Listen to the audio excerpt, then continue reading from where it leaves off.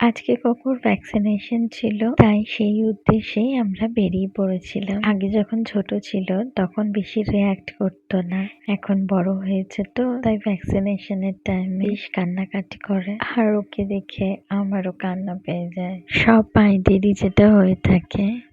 Hey guys, good morning and welcome back to my channel for more vlogs. আজকে কোকোর vaccination ছিল, এখন আমরা ফিরেছি, এই স্নান ধান করলাম, এবার আমরা করব লাঞ্চ। কেমন লাগলো? ছুঁচ পোটালো না, ভালো লাগেনি, ওর ভালো লাগেনি। হ্যাঁ। ঠিক করা হলো কালকে একটু বিরিয়ানি খাওয়া হবে, তাই তার সরঞ্জাম কিনতে আমরা 3 জন মিলে বেরিয়ে পড়েছিলাম। আজকে সারা সন্ধে কোকোর একটা প্যান্ট দিয়ে সারা ঘর মুছে বেরিয়েছে, মানে ঘর মোছার মতো করে প্যান্টটা দিয়ে বোলাচ্ছিল।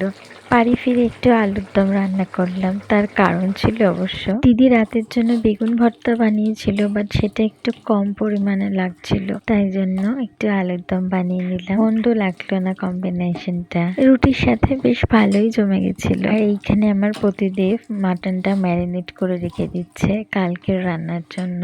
ভ্যাকসিনেশনের কারণে আজকে কোকো একটু টায়ার্ড হয়ে গিয়ে আগেই ঘুমিয়ে পড়েছে।